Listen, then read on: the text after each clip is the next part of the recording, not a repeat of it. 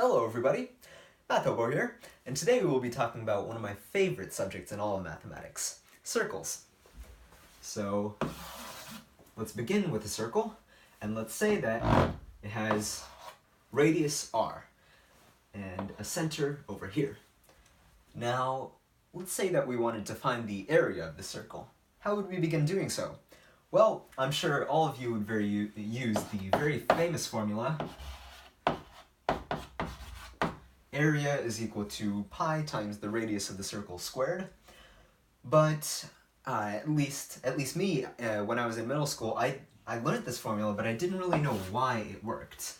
And today I will teach you exactly why it works. I will derive the area of a circle in perhaps one of the most simplest ways, but let's get straight to it.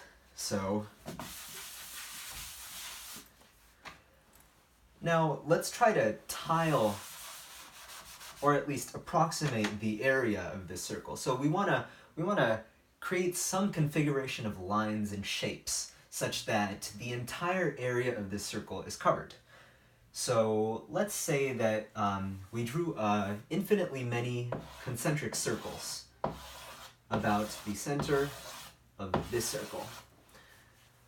So now we're going to do something a little bit weird, but it works. Let's scrap all notions of Euclidean axioms, and let's say that a line has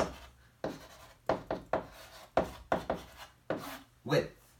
So now, if a line has width, then each of these tiny concentric circles that we draw here has a circumference with a width. So it's a little weird to think about, but the circumference has an area.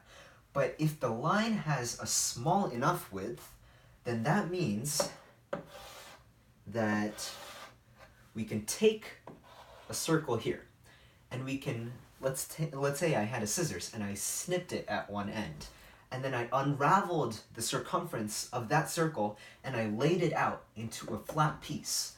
Then this is the piece I would have here. And we all know the circumference of a circle, which is 2 pi r.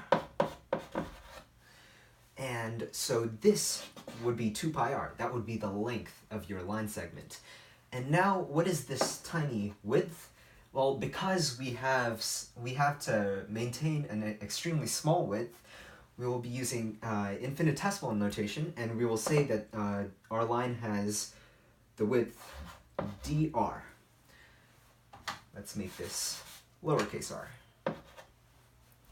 So we have a line width dr and a line length 2 pi r. Now what we would like to do is we would like to take each of these circles and split them and unravel them in the manner that I demonstrated for the innermost circle, and then we would get, if you can imagine it, a sort of pyramid filled with the various line segments created by each respective circumference. And what we would like to do now is we would like to add everything up. We would like to sum over the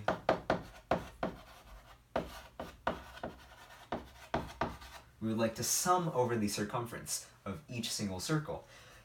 But how do you sum over infinitely many circles, each which have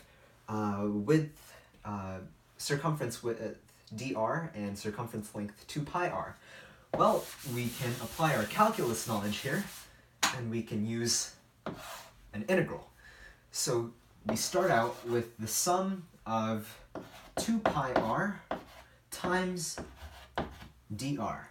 And this is because we want to add up each tiny area which is formed by each tiny circumference of each circle. So we take each circumference to be a rectangle, and then we have 2 pi r times dr gives us the area of this rectangle given here. So then if we add up each area of the circumference, then we have an infinite sum of infinitesimal parts. So then we have an integral from 0 to big R, which is the radius of this circle, of 2 pi r times dr.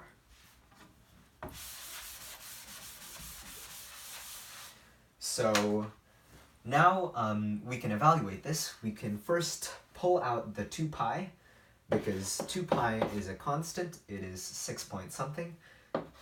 So 0 to r dr.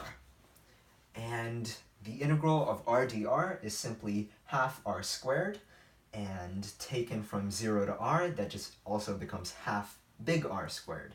So this equals 2 pi times half times big R squared. And well, let's ask ourselves, what does that equal? Well, the 2 and the half cancel out, and we have area is equal to pi r squared. Thank you very much.